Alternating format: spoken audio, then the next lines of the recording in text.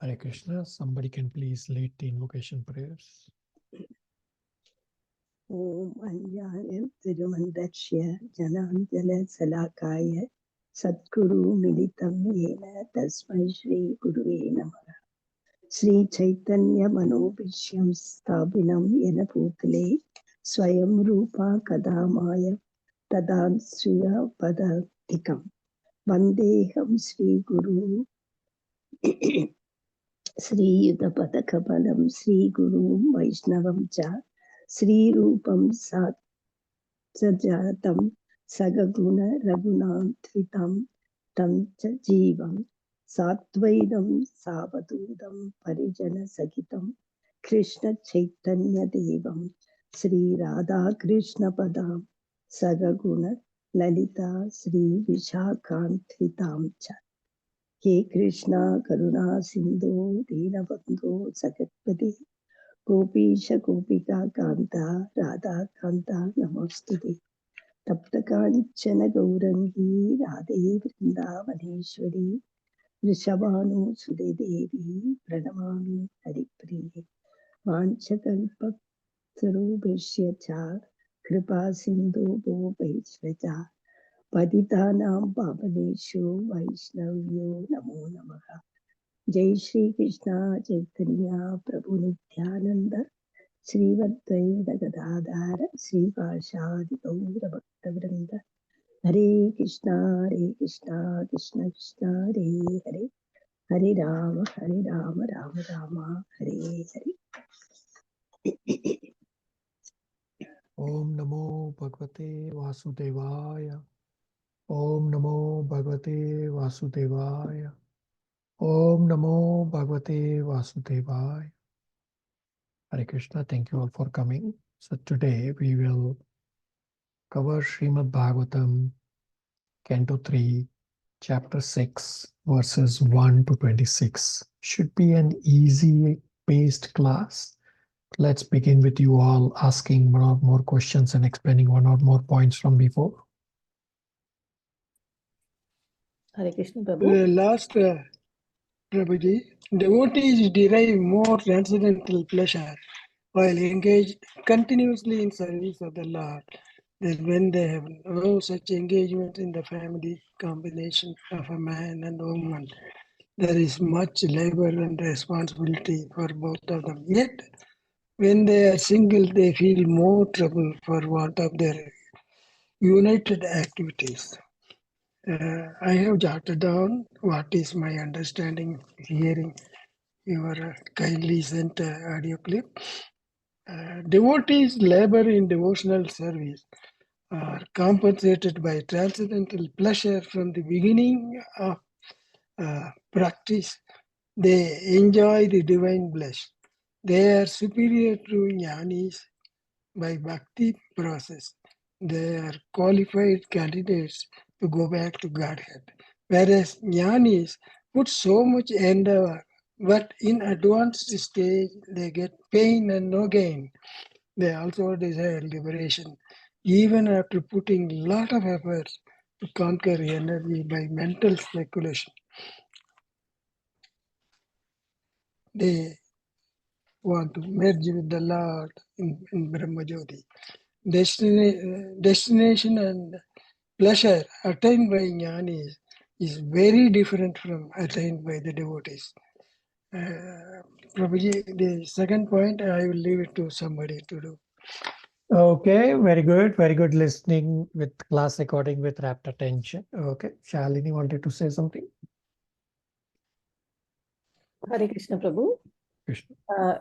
Just to add on, the impersonalists who are trying to merge with the Brahmajyoti, whereas for devotees, they keep their, they keep their individuality and they continue the exchanging feelings of exchanging relationship with the Supreme Lord. And such reciprocation takes place in the Vaikuntha planets. And the liberation which the impersonalists are thinking, that's already obtained by the devotees when they're doing devotional service. Okay, so devotees don't really care for liberation because devotional service is all they care for.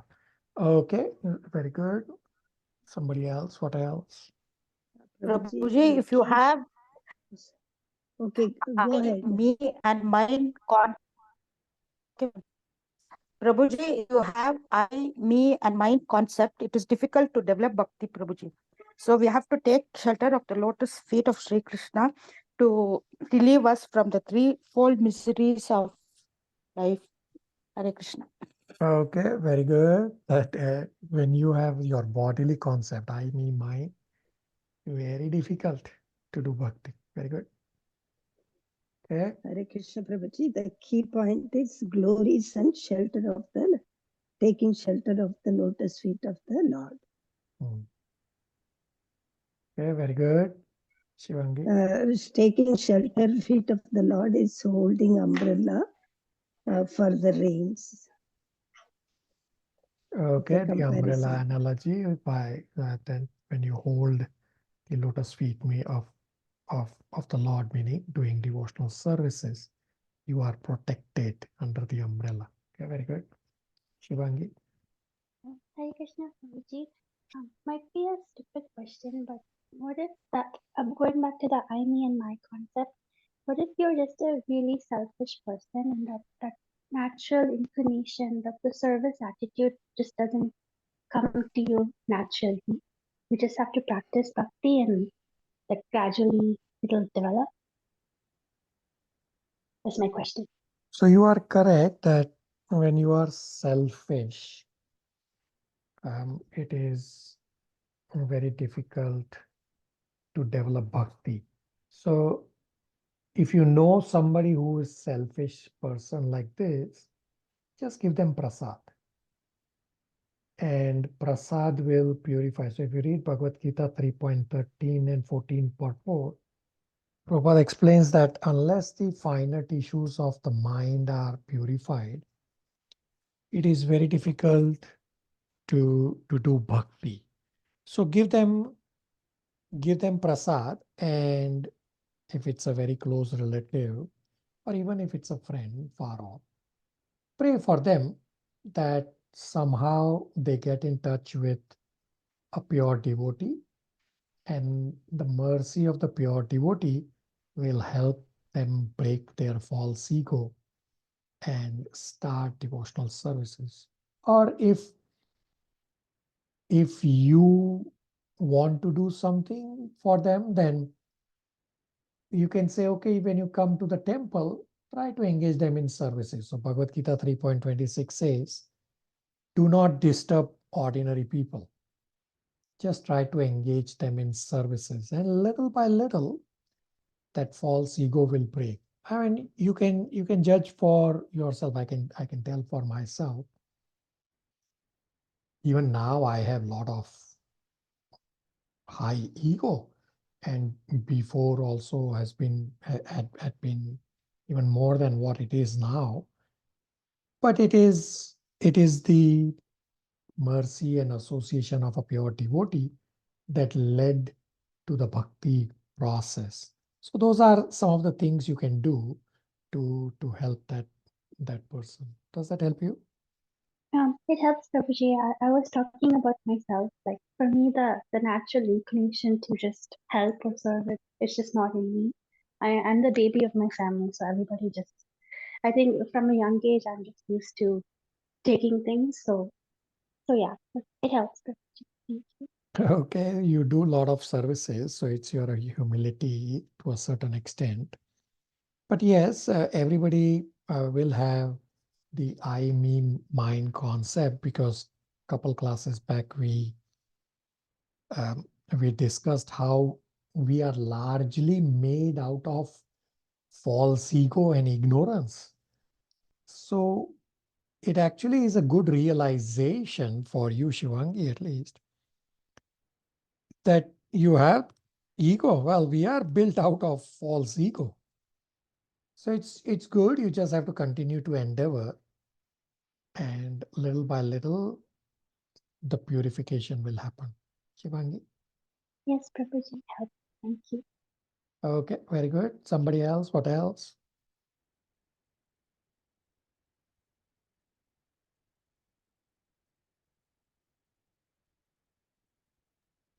Prabhuji may cover homework too. Yeah. As some of the old, sorry, as some of the old prisoners in a government jail are entrusted with some responsible work of prison management. So the demigods are improved conditioned soul, acting as the representative of the Lord in the material creation.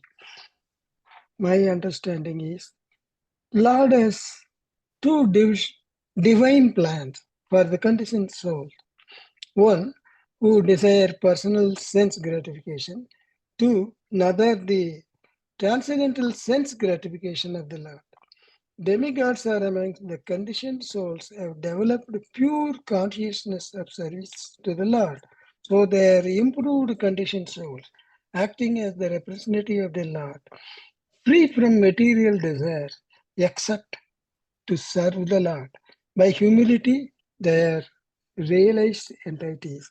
Hence, they are interested with managing the affairs of the creation of the Lord. Hare Krishna. Okay, very good. Yeah, so correct point that demigods have little purer consciousness compared to materialistic people. And that's how they go on to become demigods or qualify to become demigods. And it is still up to Krishna to give them that service. We have also discussed this in Canto 2 at the start, that those who go to Brahmaloka, they also end up becoming controlling demigods. Okay, very good. Prabhuji, I seek one clarification. Yeah. I, me, mine, due to false ego and ignorance. Ego cannot be false, isn't it? So there is true ego and then there is false ego. When we are in the material world, we generally have false ego, and the simple way to understand false ego and true ego is that when I say a statement which is followed by something material, that is false ego. So when I say, I am Indian, I am male, I am accountant. So all these male, Indian, accountant, they are all material. And so when I'm using I am Indian, I am male, I am accountant, all these are because of false ego, because of I, me, mine concept. When we purify ourselves and go back home, back to Godhead, it is not that we will not have ego. We will still have ego. It's just that the ego will be true ego. So the definition or how to understand true ego is my statement followed with something spirituality. That means I am representing through the true ego. So when I say I am an eternal servant of eternal Master Krishna, so that eternal servant and of eternal Master Krishna is spiritual. So that is based on the true ego. Does that help you? Absolutely. Thank you. Okay, very good.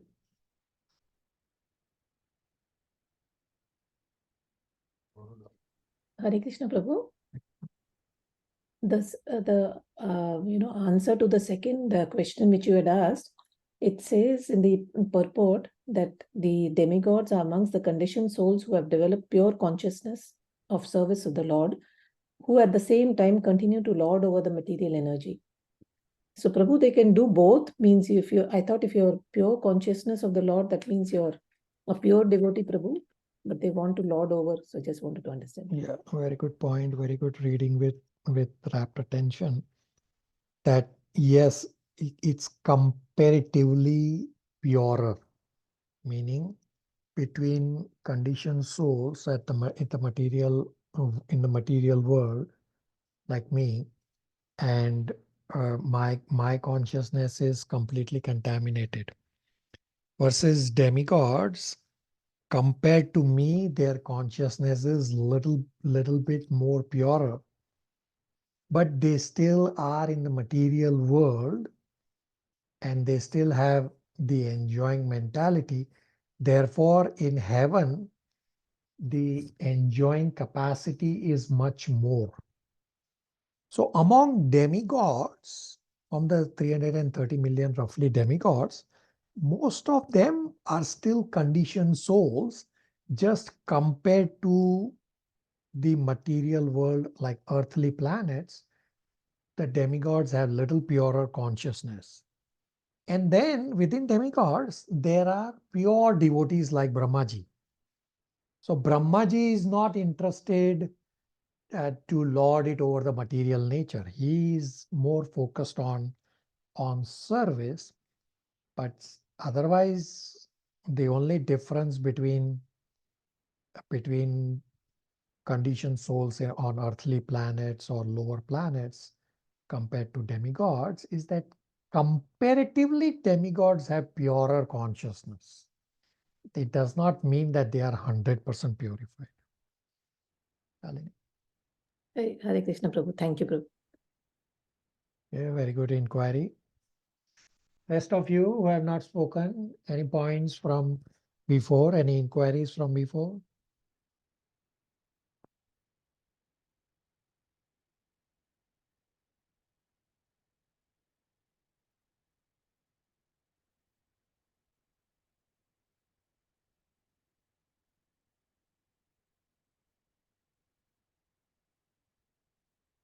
Okay.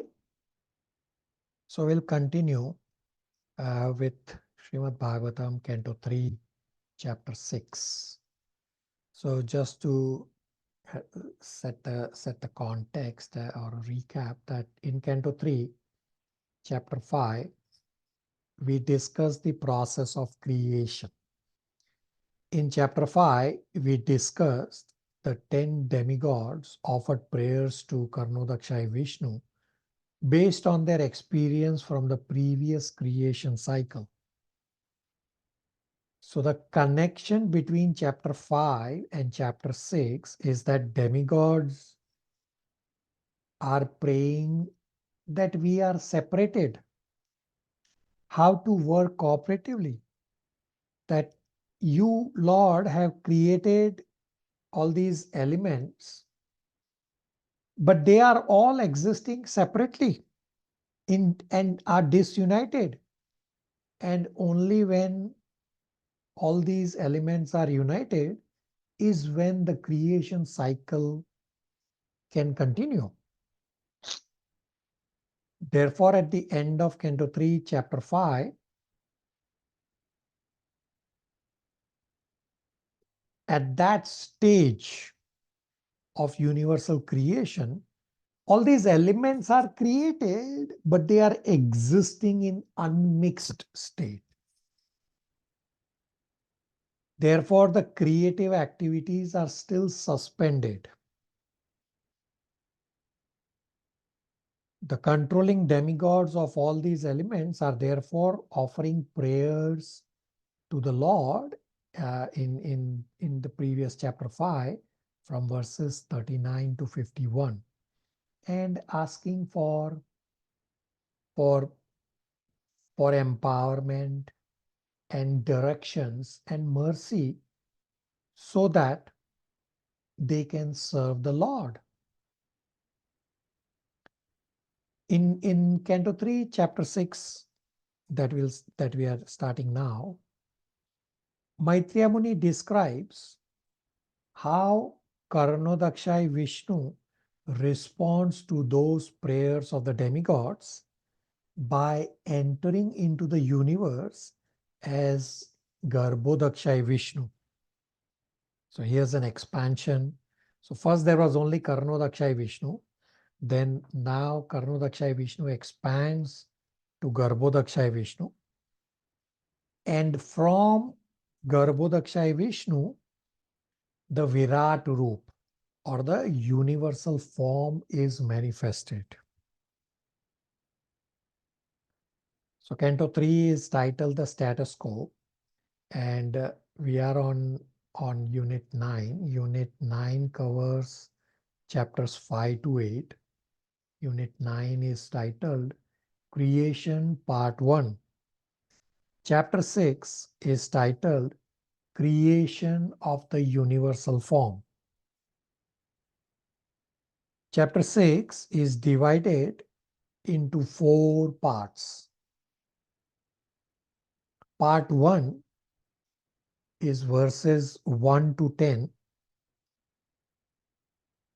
development of gigantic universal form. Part 2, verses 11 to 26, manifestation of different demigods from the universal form. So these are another set of demigods. Part 3 is verses 27 to 34. Development of planets, living entities, and varnas. Part 4, verses 35 to 40. Maitreya Muni felt unworthy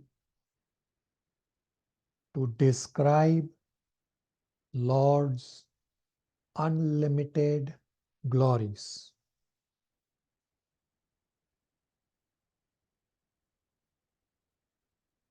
Everybody got the division parts? Yes, Prabhu. So I sent you all a template. Sorry, my mistake to send it late to you, but it should be a simple template that even if you cannot print, you can always draw on a paper to just divide into various columns. So today what we'll be doing is I'll be assigning you verses, one or two verses, where you will populate those columns for your respective verses, and then you will present. It will only take 2 minutes for each verse for you to populate. But as we reach from verse number 12 onwards, I will explain. So this here in chapter 6, this development of universal form is described. Very important to understand that here in Canto 3, chapter 6, these first 10 verses is a summary of the development of universal form. These verses do not describe the chronological process. It's just a summary. So some of it may seem like I don't follow, but tolerate and continue, and you will understand as we go along. The chronological order of creation, we already discussed in the previous chapter 5 with the chart. So that was in chronological order. But here in the first 10 verses is just a summary. So some of it may not necessarily be in the chronological order. Everybody with me? Yes, Prabhu. Yes, Prabhu. Yes, Prabhuji. So part 1, verses 1 to 10 is the development of gigantic universal form. Karnodakshai Vishnu saw that the creative functions are suspended and all these elements that are created, they are sitting in unmixed state. Therefore, Karnodakshai Vishnu sent his Biharat Shakti. So this word will come in verse now in an upcoming verse. So this Shakti, Biharat Shakti, is a cohesive energy which amalgamates all the elements and forms a golden universal egg. The golden universal egg with all living entities resided on the Karana ocean for 1000 celestial years. Then Garbhodakshai Vishnu entered into this golden universal egg and gave it life. Hence, all living entities and demigods were enlivened as if awakening from sleep. And we will read the verses where it's described that the universal form is consisting of 3 Shaktis and are subdivided into 1, 10, and 3. So what is this 1, 10, 3? So 1 is the Jiva Shakti, meaning consciousness of all Jivas. 10 is the Prana Shakti, meaning the 10 life airs. And 3 is the 3 Atma Shakti, meaning this is for self-identification. So the 3 Atma Shakti are, first is Adhyatma, meaning subtle senses. Then second is Adibhuta, means gross sense organs and sense objects. And third is Adideva, which is controlling demigods for senses. So these Sanskrit word of Adhyatma, Adibhuta, Adideva, they are there on the chart that I sent to you. Everybody with me so far? I'm going a little slow because this again, at least for me, was little confusing and challenging when I was hearing and reading it for the first time. Ask questions. Hare Krishna Prabhu. Just one thing I missed out. Adi Bhuta is gross elements and Adibhuta is gross sense organs and sense objects. thank you, Prabhu.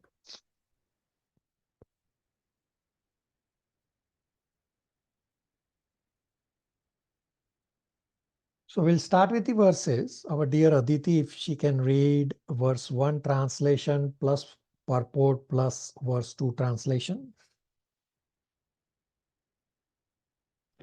Hare Krishna Prabhu. She isn't available, Prabhu. I will go ahead with that, Prabhu. Go ahead. Text 1 translation. The Rishi Maitreya said, the Lord thus heard about the suspense of the progressive creative functions of the universe due to the non-combination of his potencies, such as the Mahatattva. There is nothing wanting in the creation of the Lord. All the potencies are there in a dormant state, but unless they are combined by the will of the Lord, nothing can progress. The suspended progressive work of creation can only be revived by the direction of the Lord. Text 2. Translation. The Supreme Powerful Lord then simultaneously entered into the 23 elements with the goddess Kali, his external energy, who alone amalgamates all the different elements. Hare Krishna. So the word Bihat Shakti is there in the verse 2, second line. So in the Sanskrit is written differently, and if you see the word for word translation, Prabhupada has given a proper pronunciation that how we are supposed to do. So Biharat Shakti is the cohesive energy that amalgamates everything. So we all, at one point in time, we all became envious of Krishna. Hence, we wanted to become controller, enjoyer, and proprietor. So because of these three desires of wanting to become controller, wanting to become enjoyer, wanting to become proprietor, is why we came to the material world. So even in the material world, no one can become controller, enjoyer, proprietor except the Lord. But we all jiva just have this illusion that we are controllers, we are enjoyer, and we are proprietor. But we are not. Everything here is just temporary.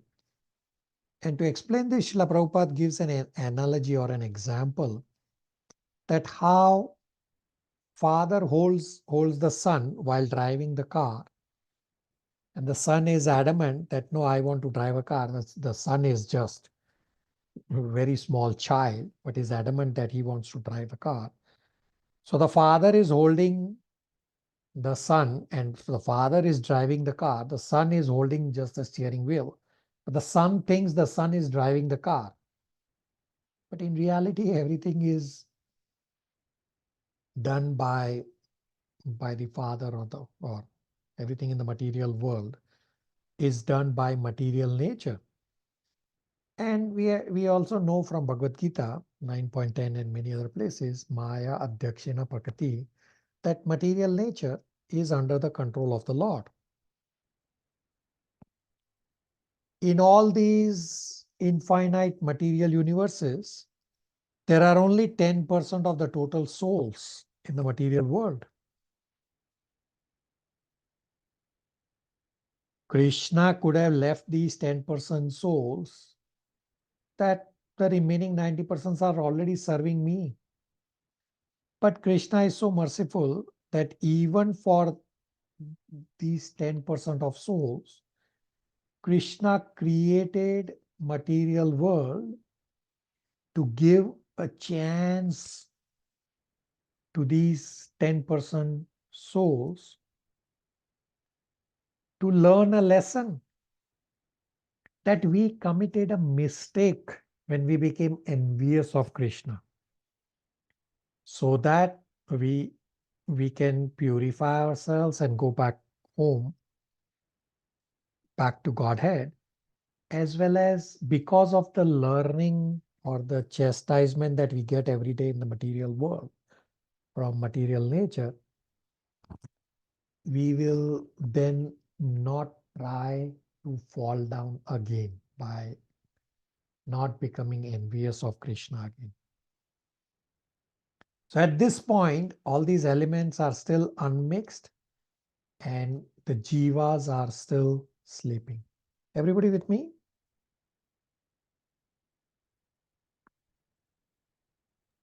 Yes, Prabhu. Yes, Prabhuji. Chandran Prabhu, verse number 3 translation is straightforward. Hare Krishna, Prabhu. Verse number 3. Translation.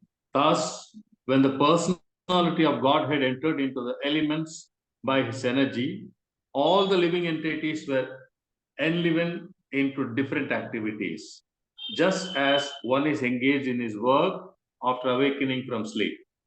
Hare Krishna. The Lord entered with the external energy Kali and simultaneously combined all elements. So the jiva, or these individual souls, they are in deep slumber in the womb. They are in deep sleep. And the jiva has forgotten everything. So it is the Lord who gives remembrance to this jiva of his past desires. Can you imagine that the jiva does not remember anything? The Lord is giving the jiva the remembrance of his past desires, so that the jiva can continue from where he left off. Chandan Prabhu, read the first paragraph in the purport. Every individual soul remains unconscious after the dissolution of the creation and thus enters into the Lord with his material energy. These individual living entities are conditioned souls everlastingly. But in each and every material creation, they are given a chance to liberate themselves and become free souls. They are all given a chance to take advantage of the Vedic wisdom and find out what is the relationship with the Supreme Lord, how they can be liberated, and what the ultimate profit is in such liberation. By properly studying the Vedas, one becomes conscious of his position and thus takes to the transcendental devotion service of the Lord and is gradually promoted to the spiritual sky. The individual souls in the material world engage in different activities according to their past unfinished desires. After the dissolution of a particular body, the individual soul forgets everything, but the all-merciful Lord, who is situated in everyone's heart as the witness, the super soul awakens him and reminds him of his past desires, and thus he begins to act accordingly in his next life. This unseen guidance is described as fate, and a sensible man can understand that this continues his material bondage in the three modes of nature. Okay. Right. That the Lord gives remembrance. So now you know how yesterday, for those of you who were attended yesterday's Bhagavad Gita class, Shivangi recited this verse that the Lord gives remembrance, forgetfulness, and knowledge. Okay. Kalyani, verse 4 translation.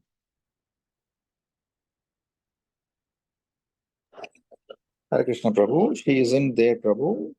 Shall I read or will you pass it on to someone who has not read? Okay, I'll give Radha Shakti, verse 4 translation.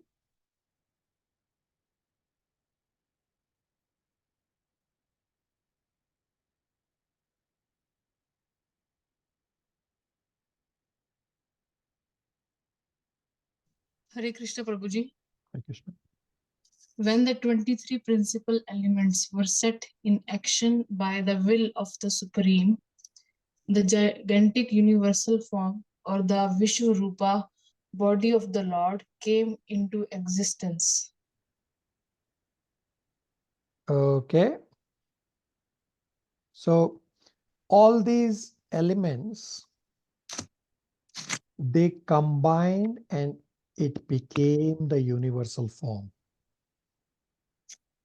So I have a question for you all. From Bhagavad Gita chapter 11 discussion, what do you remember about Bhagavad Gita's universal form?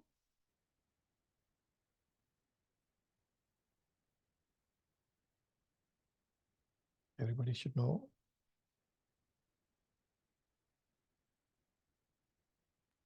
It is a material form, Prabhu, which was manifested to Arjuna. He was given spiritual eyes to see it, Prabhu. Okay. What else about the Bhagavad Gita's universal form?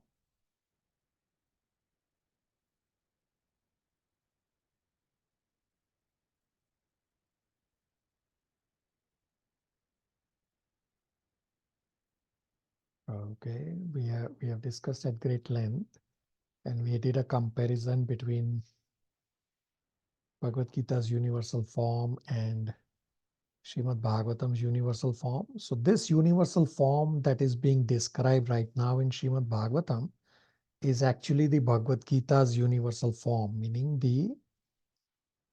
the actual form that is revealed. In the previous Canto 2, that Srimad Bhagavatam universal form was just a concept. This universal form that is being described here is a real form. So the difference between Bhagavad Gita's universal form and Srimad Bhagavatam's universal form is that the universal form is not eternal. All other incarnations are eternal and ever existing in the spiritual world. But the universal form is manifested when the material world is manifested and annihilated when the material world is annihilated. Everybody with me? Everybody remembers?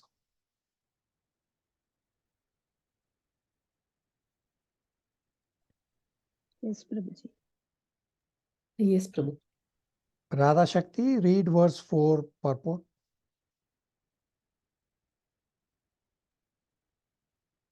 The Virat Rupa or Vishwarupa, the gigantic universal form of the Lord, which is very much appreciated by the impersonalist, is not an internal form of the Lord. It Eternal. is eternal. It is manifested by the supreme will of the Lord after the ingredients of material creation. Lord Krishna exhibited this Virat or Vishwarupa to Arjuna just to convince the impersonalist that he is the original personality of Godhead. Krishna exhibited the Virat Rupa. It is not that Krishna was exhibited by the Virat Rupa.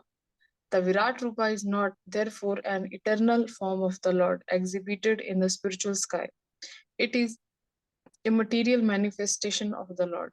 The Arch Vigraha or the worshipable deity in the temple is a similar manifestation of the Lord for the neophytes. But in spite of their material touch, such forms of the Lord as the Virat and Archa are all non-different from his eternal form as Lord Krishna. Okay, everybody with me? Hare Krishna Prabhu. When I was reading the purport on my own, also I had this confusion. So the Virat Rup, it's saying both. First, it's saying material Prabhu, and it's saying not eternal, and in the end, it's here it says it's eternal. So what exactly is it? So the Virat Roop, or the universal form, is a transcendental form, is just that it is temporary, meaning it is manifested when material world is manifested and annihilated, when material world is annihilated at the end of 100 years life of Brahmaji. So when it says that, the last line in the purport where it says that the Virat Roop and the Archa forms are non-different from his eternal form as Lord Krishna. What it means is, or what it's trying to say is that the Virat Roop is expansion from Krishna, but it is not eternal. Same way Archa Vigraha form is made out of material elements, but through the Pran Pratishtha process, the Lord comes and resides in this Archa Vigraha form. And therefore, they are not different from Lord Krishna. So a simple example to understand this is tomorrow at the temple, Toronto Temple, 1st January 2024, His Holiness Bhaktimarg Swami is going to do a drama presentation on Sakshi Gopal. Now, Sakshi Gopal is an Archa Vigraha form. But that Sakshi Gopal walked 400 kilometers, about 400 kilometers, from point A to point B. So point A is where Sakshi Gopal, or that Archa Vigraha form was. He wasn't known as Sakshi Gopal then. And to become a witness for a devotee, this Archa Vigraha form walked from point A to point B to come to the village where all these villagers did not believe this devotee.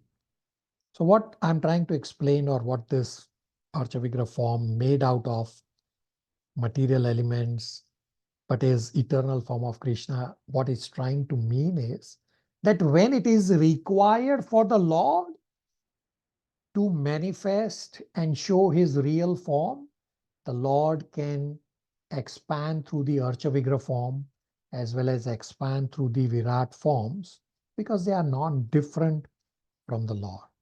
But the Virat Roop on itself is not an eternal form. Does that help you, Shalini? Hare Krishna, Prabhu. Yes, thank you, Prabhu. Yeah, very good inquiry. Got it, Prabhu. That is what I was also thinking. That the Virat Rupa is not eternal. So as and when he wants to convince the impersonalists, he takes up that form. Am I right? Yeah, so it's not every Like time. Arjuna. Yeah, so it's not every time that Lord will manifest the universal form. So Lord has manifested the universal form. We have discussed in Bhagavad Gita chapter 11 9 times so far, or at least that's what we know. So it's already there, and impersonalists can just try to follow from these times the universal form is manifested and try to understand from that. But you are correct that the universal form was manifested or revealed to Arjuna just for this impersonalist to ensure that I am the supreme personality of Godhead, as well as to set a standard that tomorrow somebody will come and say, I am God. Well, then manifest the universal form. Just a couple days back, so this pseudo-spiritualist from India is a very popular pseudo-spiritualist, is Isho something.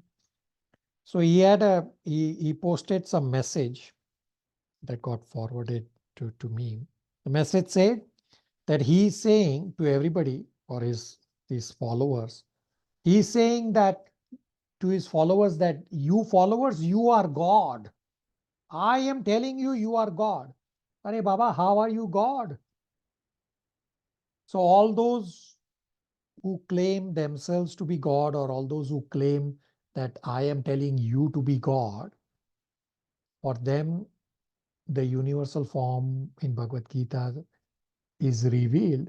Okay, if you are God, or if you think you are God, then show me your universal form. Show me your four-handed Vishnu form, and then show me your two-handed Shyam Sundar form. Only then you are God, not otherwise. Everybody with me? Good example, Prabhuji. Okay. Shivangi, verse 5 translation.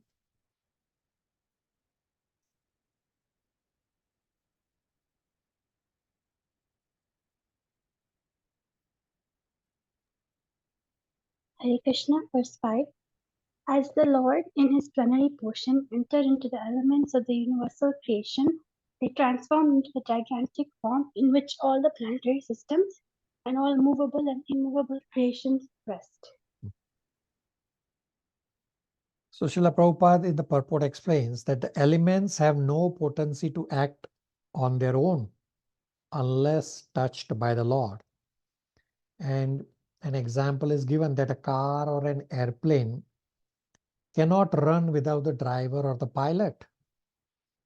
Only a child thinks that the car is running by itself because of no intelligence.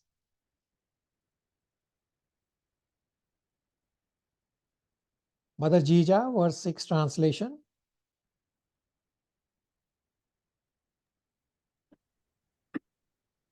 Text 6. The gigantic Virat Purusha known as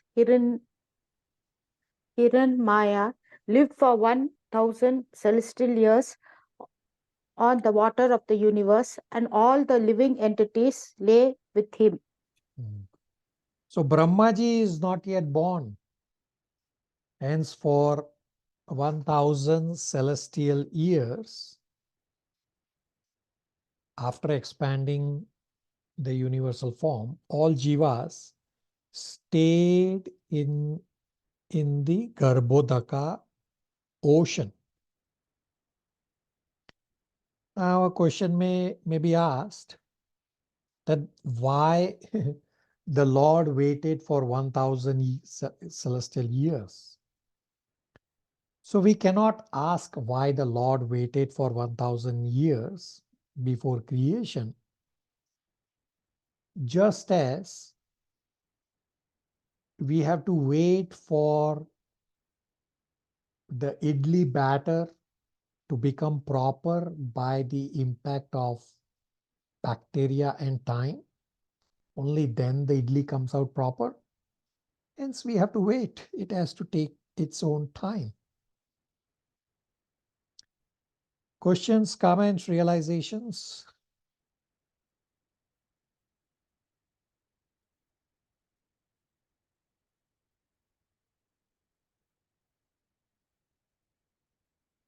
Gopal Prabhu, verse 7 translation.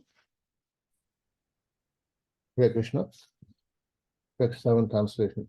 The total energy of the Mahatattva in the form of gigantic Virat Rupa divided by himself into the consciousness of the living entities, the life of activity and self-identification, which are subdivided into 1, 10, and 3 respectively.